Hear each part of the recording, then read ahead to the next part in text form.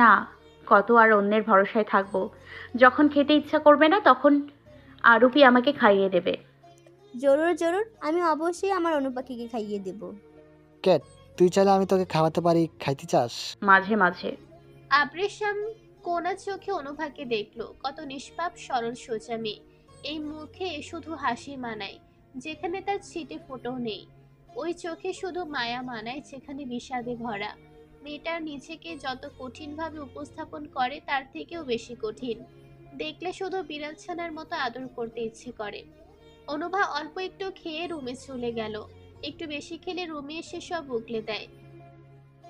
আহিস চৌধুরী ঢাকা গেছেন, সেখানে 2-3 দিন থাকবে।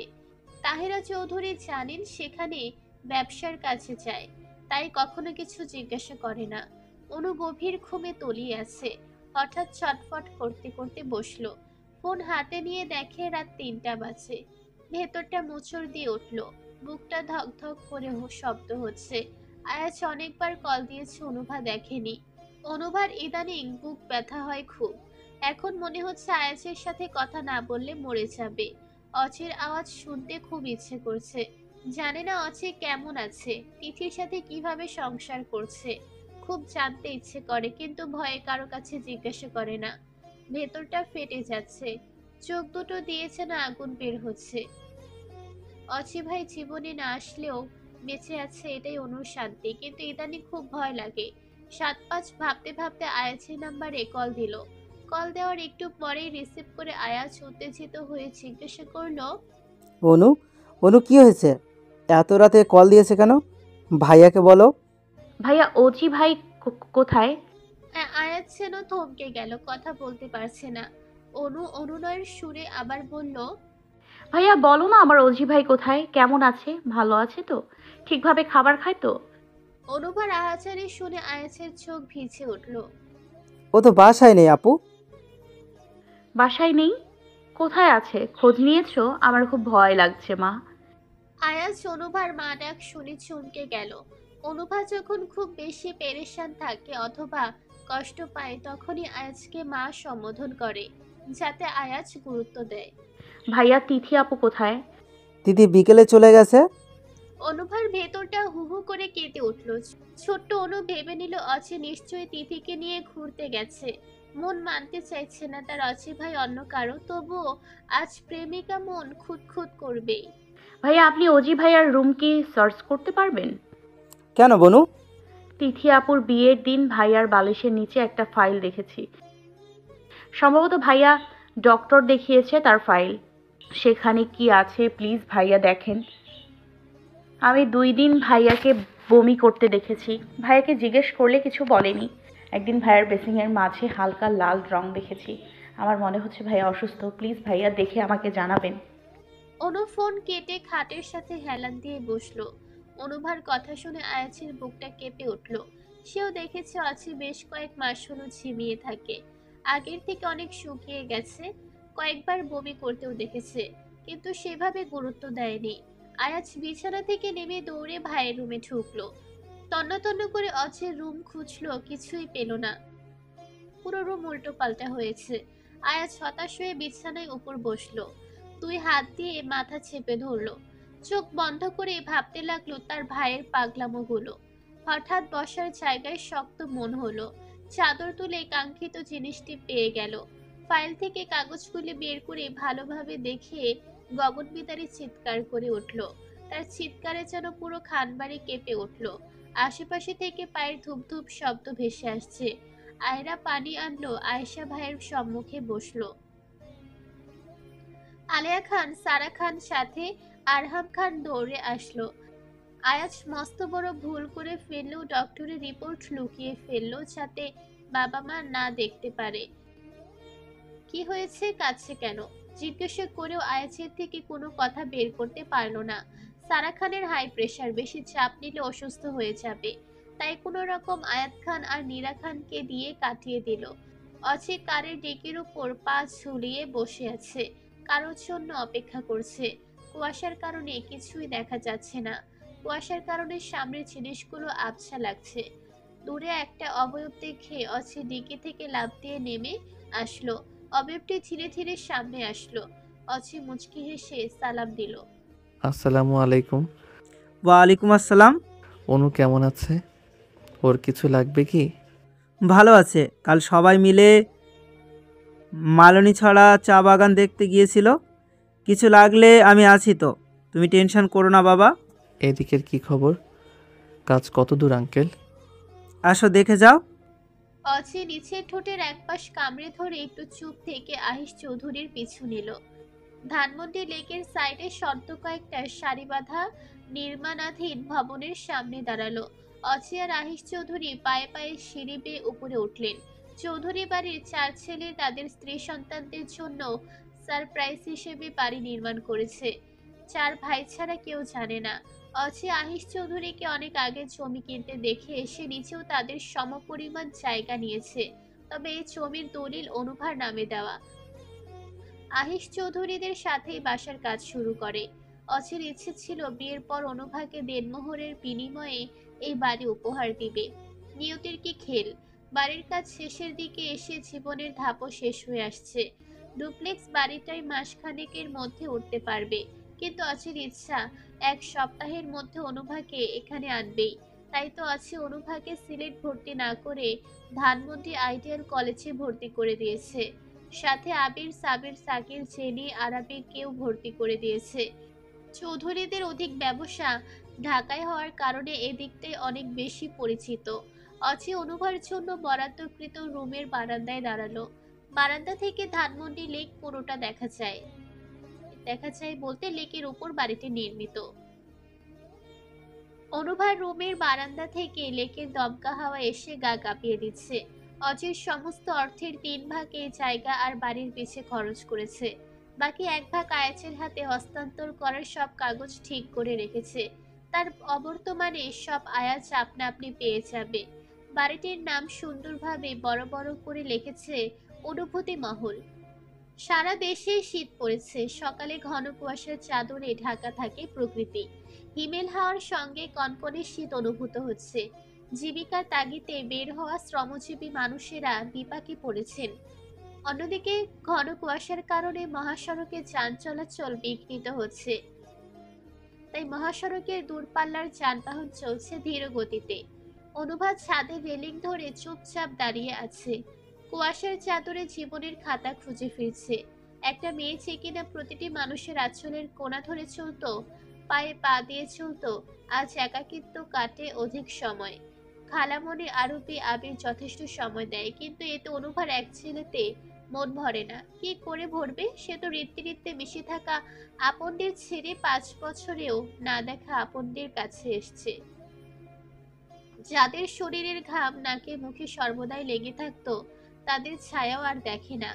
যেখানে রাত্রে সামান্য ঘুম কম হলে বড় মাকে সমস্ত কাজ ফেলে নিয়ে ঘুমিয়ে থাকতো, সে অনুভা রাতের অধিকাংশ সময় ঘুমহীন কাটালেও কারো সাথে শেয়ার করে না। খানবাড়িতে কখনো একা ছাদে আসলে তার অচি ভাই নানান অজুহাতে ছাদে এসে দাঁড়িয়ে থাকতো। অচি খুব কম কথা বলতো। আয়শা বা অন্য কেউ আসলে ধীর পায়ে নেমে যেত। অনুভা মাঝে মাঝে আপন মনে হাসতো অচির দাঁড়ানো দেখে, যেন অনুভাকে ছাদে সাহারা দিচ্ছে। এই কয়দিন আগে আয়শার জন্মদিনে কত মজা করলো। অনু চোখ বন্ধ করে অতীতে ডুব দিল। রাত পোহালে আয়শার জন্মদিন। বড়রা এসব জন্মদিন মানে না। অনুভা সারাদিন চিন্তা করে একটা বুদ্ধি বের করেছে। রাত্রে খানবাড়ির সমস্ত সদস্য যখন ঘুমিয়ে গেছে, অনু উঠে আয়াছের রুমে দরজায় টোকা দিতে লাগলো। আয়াজ দরজা খুলে ঘাবড়ে গেল। এত রাতে? ঘুম আসছে না? মাথা ব্যথা করছে? অনুভা কোনো কথা না বলে আয়াছের হাত ধরে কিচেনে নিয়ে আসলো। চোখ গোল গোল করে জিজ্ঞাসা করলো, কিচেনে এত রাতে কি হবে? ভাইয়া 5টা ডিম ফ্যাটো, সাথে চিনি দিতে ভুলো না। একটা কেক আর পুডিং বানাবো, আমি বাকিদের ডেকে আনছি। অনুভার কথা শুনে আয়াজ বেককল বনে গেল। এই মেয়ের মাথায় কখন কি আসে সে নিজেও জানে না। অনুভা সিঁড়ি দিয়ে লাফিয়ে লাফিয়ে উঠে অচির রুমে ঢুকলো। অচি সবসময় রুমে মৃদু আলো আসার জন্য বারান্দায় বাতি দিয়ে দরজা হালকা খুলে রাখে। সে আলোয় অচির চেহারা স্পষ্ট দেখা যায়। অনুভা গুটে গুটে পায়ে অচির শিউরে দাঁড়ালো। অচি নিশ্চুপ হয়ে ঘুমিয়ে আছে। অনুভা একটা চেয়ার শব্দহীন টেনে অচির মুখের সামনে বসলো। মাথার ঘন সিল্কি চুল দুই হাতের মুঠোয় নিয়ে কিছু সময় টেনে দিল। চোখের বড় বড় পাপড়িতে হাতের এক আঙুল দিয়ে হালকা টোকা দিচ্ছে। টোকা দেওয়ার সাথে সাথে অচির চোখ কুঁচকে দিচ্ছে। অনুভা ঠোঁট চেপে হাসি আটকে রাখছে। গোলাপি ঠোঁট দুটো শুকিয়ে আছে দেখে ড্রেসিং টেবিলের উপর থেকে লিপ বাম নিয়ে ঠোঁটে লাগিয়ে দিল। অনুভা দেখে অচির ঠোঁট বাঁকিয়ে একটু হাসলো। প্রথমে জেগে যাওয়ার ভয় পেয়েছিল, একটু চুপ থেকে দেখলো না অচির জেগে নেই, তখন মুখ চেপে শ্বাস ছাড়লো। অচির খোঁচা খোঁচা দাড়িতে নিচের কোমল হাত রেখে আস্তে আস্তে ডাকতে লাগলো। অজি ভাই উঠুন। বেশ কয়েকবার অনুভার ডাকে অচির শক্ত হাত দিয়ে অনুভার নরম হাত চেপে ধরলো। অচির ঘুম জড়ানো কণ্ঠ শুনে অনুভার ঘোর লেগে গেল। ইচ্ছে করছে অচির গলার স্বর টুপ করে গিলে ফেলতে। অচি অনুর নরম হাত টেনে ঠোঁট ছুঁয়ে ছেড়ে দিল। অনু অচিকে টেনে বিছানা থেকে উঠিয়ে কিচেনে ঢুকলো। আয়াজের সাথে আয়রা কাজ করছে দেখে অনু খুশিতে লাফিয়ে উঠল। আয়াজ কেক বেক করতে দিয়ে পুডিং এর দুধ গরম করে নিয়েছে। আয়াজ অনুভার দিকে তাকিয়ে মুচকি হেসে বলে, তোমাদের আসতে এত দেরি হলো কেন? অচি ভাইয়ের দিকে চোখ রাঙিয়ে তাকালে আয়াজ মেকি হাসলো। চারজন মিলে কেক, পুডিং, পাস্তা, পায়েস বানিয়ে আয়েশাকে ডেকে সারপ্রাইজ দিয়েছে। সেদিন রাত্রে কত মজা করেছে। অনুভা দীর্ঘশ্বাস ছাড়লো। পেছনে পায়ের আওয়াজ পেয়ে ঘাড় ঘুরিয়ে দেখলো রেগুলার জিম করা বলিষ্ঠ দেহের অধিকারী যুবকটি হাস্যজ্জ্বল চেহারা নিয়ে তার দিকে এগিয়ে আসছে। হাঁটার তালে তালে মাথার সিল্কি চুলগুলো উড়ছে। লম্বা বলিষ্ঠ দুই হাতে কফির দুটি কাপ, গায়ে হালকা সবুজ টি শার্ট, পরনে কালো ফুল প্যান্ট, বাম হাতের কবজিতে সাদা চেনের ঘড়ি চলচল করছে। আবৃষা মনুর পাশে দাঁড়ালো। একটি কাপ ওয়ালের উপর রেখে অনুভার দিকে একটি বাড়িয়ে দিল। অনুভা কাপটা নিয়ে ছোট চুমুক দিল। কেমন হয়েছে? আবৃষামের প্রশ্ন শুনে অনুভা এক পলক দেখলো। ভালো। আপনারটার মতো না। এর টেস্ট আলাদা। আপনার কলেজ কবে থেকে শুরু? জানি না। অনু কফি শেষ করে কাপটি উপর কাপ রাখলো। আবৃষাম এর পাশে থাকতে অনুভার অস্বস্তি হচ্ছে। আয়াত ছাড়া অচির সাথে অনুভা বেশিক্ষণ থাকেনি। কেমন নার্ভাস লাগে। কি করা হচ্ছে এখানে? আরাবের কথা শুনে অনুভা স্বস্তির শ্বাস নিল। আবৃষাম জিজ্ঞাসা করলো, কফি খাওয়া হচ্ছে, খাবেন নাকি? তোমরা খেয়েছো? তোমাদের জন্যই তো মানিয়ে আসছে। অনুপাখি, তুমি খেয়েছো? শ্যাম ভাই আমাকেও দিয়েছে। অনুভার মুখে শ্যাম ভাই শুনে আবৃষামের মুখে হাসি ফুটলো। আরাবি ভাইয়ের মুখের হাসি দেখে নিচেও এক ছেলেতে হাসলো। তাহেরা চৌধুরী 5 কাপ কফি নিয়ে ছাদে আসলেন। আবির চোখ ডলতে ডলতে মায়ের আঁচলের কোণা ধরে আসছে। তাহেরা চৌধুরী ছাদে টেরেসে ঢুকে টি টেবিলের উপর ট্রে রাখলেন। রিমা আপা বড় একটা ট্রেতে দুটো পাকড়া ভাজার বাটি নিয়ে আসলো। রিমা আপা তাহেরা চৌধুরীর হেল্পিং হ্যান্ড। বিয়ে হয়েছিল, বাচ্চা হয় না দেখে স্বামী তালাক দিয়েছে। চৌধুরী বাড়িতে 5 বছর হলো কাজ করে। 20-22 ঊর্ধ্বে বয়স। মহিলা অনেক অমায়িক। ছোট বড় সবাই রিমা আপা বলে ডাকে। তাহেরা চৌধুরী সবাইকে ডাকলেন। আবৃষাম আবিরের পাশে বসলো। আবৃষামের পাশে আরো 2 জন বসতে পারবে। অনুভা মুখ কাছুমাছু করে আরাবির দিকে তাকালো। অনুভার তাকানো দেখে আরাবি জিজ্ঞাসা করলো, কি হলো? আমি তো কফি খেয়েছি, পাঁপড় খাবো না। কেন? ভালো লাগছে না। খেতে হবে না, চলো সবার সাথে গল্প করবে।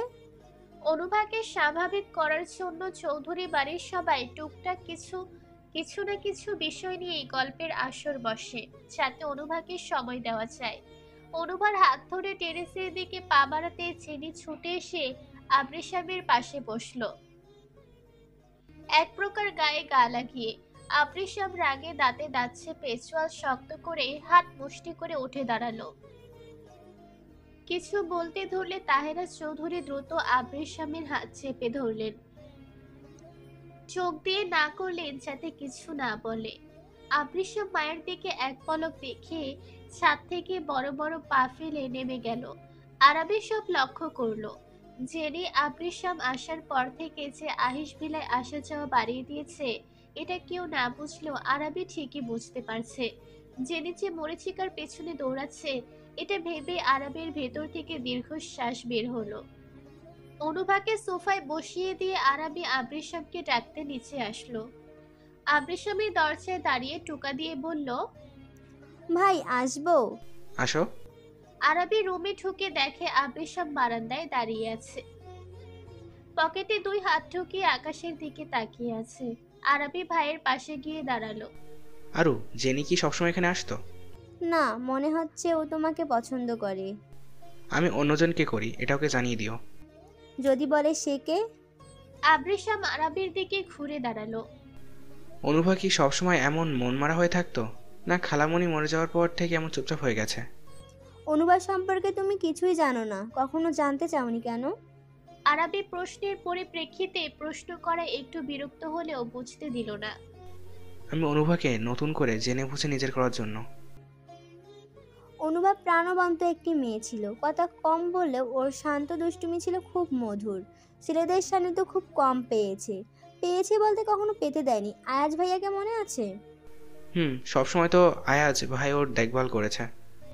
অনুভা আয়াজ ভাইকে মাঝে মাঝে মা বলে ডাকে, কারণ আয়াজ ভাইয়া ওকে মানুষ করেছে। অনুকে কখনো বাবা মায়ের অভাব বুঝতে দেয়নি।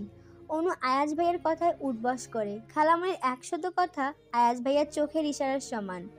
আয়াজ ভাইয়া যেখানেই থাকুক অনুভাকে 3 বেলা খাইয়ে দিয়েছে। আয়াজ ভাইয়া না থাকলে অজি ভাইয়া অথবা বড় মা খাওয়ায়। এই মেয়েটাকে খান বাড়ির মানুষ যত্ন করে পুষ্প ফুলের ন্যায় মানুষ করেছে। ওর মাথার চুল দেখলে তুমি অবাক হবে।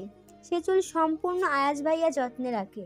অনুকে দেখে যাওয়ার সময় আমার হাতে ওকে তুলে দিয়ে গেছে আর বলেছে ওর চুলের যেন যত্ন নেই, খাবার যেন তুলে খাওয়াই। জানো ভাইয়া, আয়াজ ভাইয়া ওকে দেখে রেখে যেতে হাউমাউ করে কেঁদেছে। ছেলে মানুষ তো কাঁদে না, সেখানে চাচাতো বোনের জন্য এক ভাই কিভাবে কাঁদে তার নজির 1 মাস আগে আমি দেখেছি। চৌধুরী বাড়ির সবাই দেখেছে এক ভাইয়ের বোনকে দূরে রাখার আর্তনাদ। অনু ঘুরানো পেঁচানো কথা খুব কম বোঝে, কিন্তু বোকা না, একদম সহজ সরল যাকে বলে। তোমার কি মনে হয় সে অনুকে তুমি এত তাড়াতাড়ি পেয়ে যাবে? আরাবি একসাথে এতগুলো কথা বলে হয়রান হয়ে গেল। চেয়ার টেনে ভাইয়ের পাশে বসলো। আবৃশাম কথা শুনতে শুনতে কখন বসেছে সে নিজেও জানে না। আবৃশাম দীর্ঘশ্বাস ছাড়লো। সে নিজেও জানে না অনুভাকে কিভাবে জয় করবে, তবে আল্লাহর উপর তার অগাধ বিশ্বাস। আল্লাহ তাকে খালি হাতে ফিরিয়ে দেবে না। সে তো ভাবতেও পারেনি অনুভাকে এত তাড়াতাড়ি চোখের সামনে দেখবে। 15-16 বছরে একাঙ্ক্ষিত রমণী তাদের বাড়িতে থাকবে তার চোখের সামনে।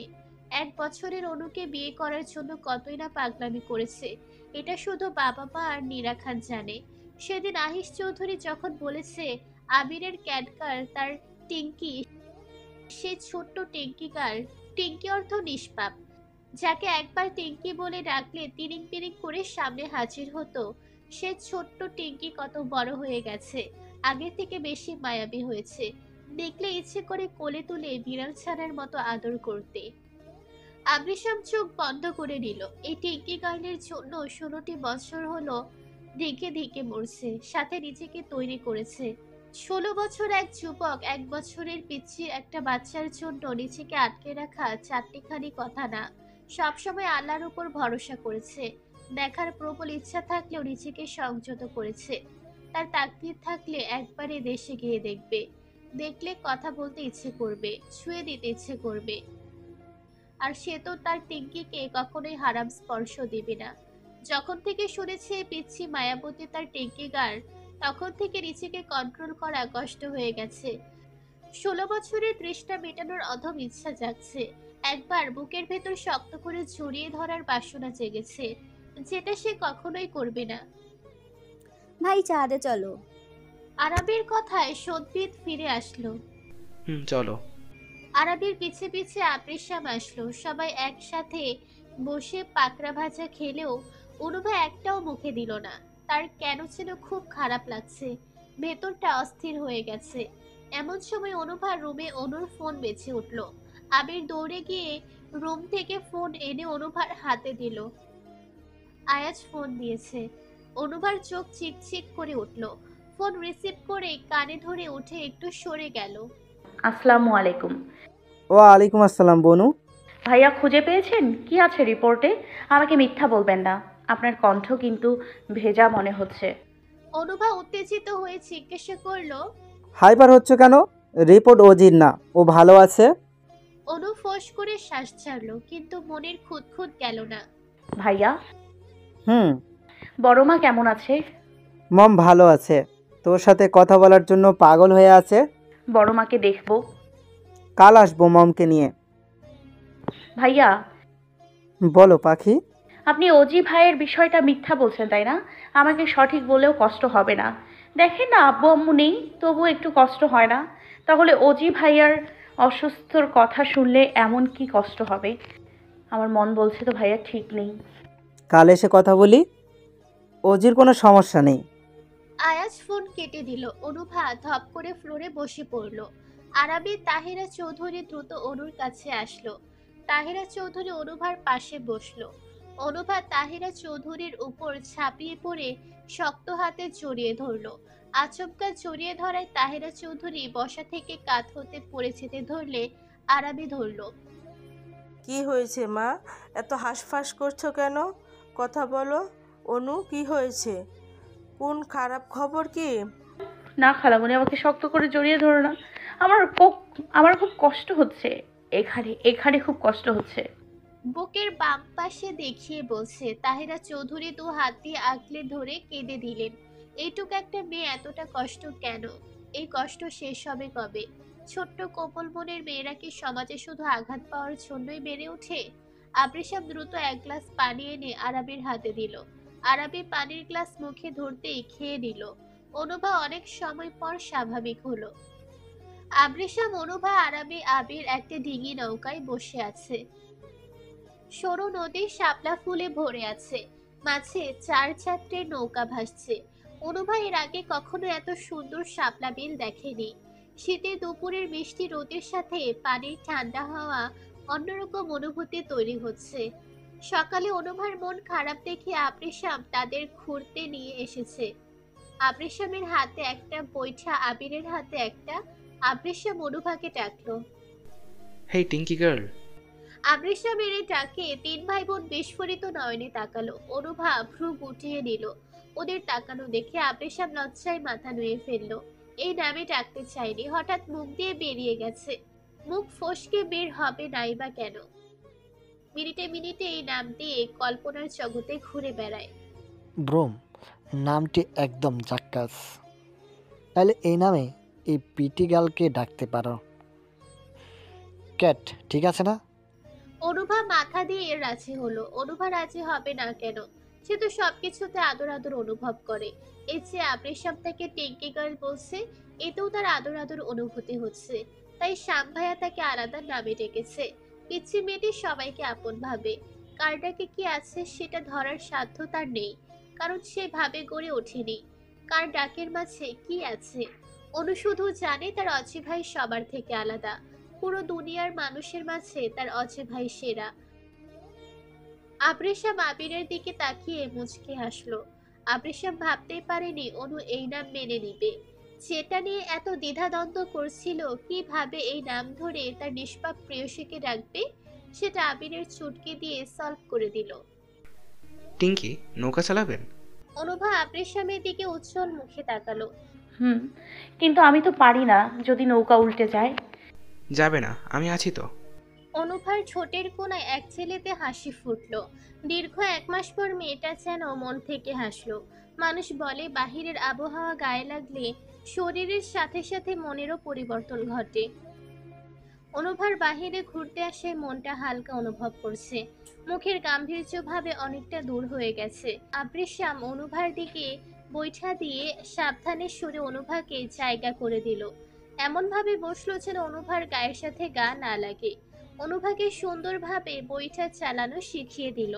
প্রায় 3-4 মিনিট পর অনুভা কাঁচা হাতে বৈঠা চালাতে লাগলো।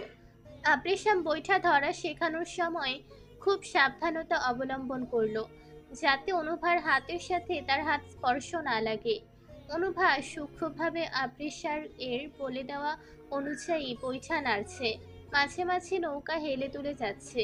আবৃশাম তখন সূক্ষ্ম হাতে সামলে নিচ্ছে। অনুভা হঠাৎ বৈঠা উপরে তুলে পানিতে সচরে বাড়ি দিল। ছলাৎ শব্দ হয়ে পানি ছিটকে ছড়িয়ে পড়ল। ছোট ছোট বিন্দু এসে অনুভার মুখশ্রীতে পড়ল।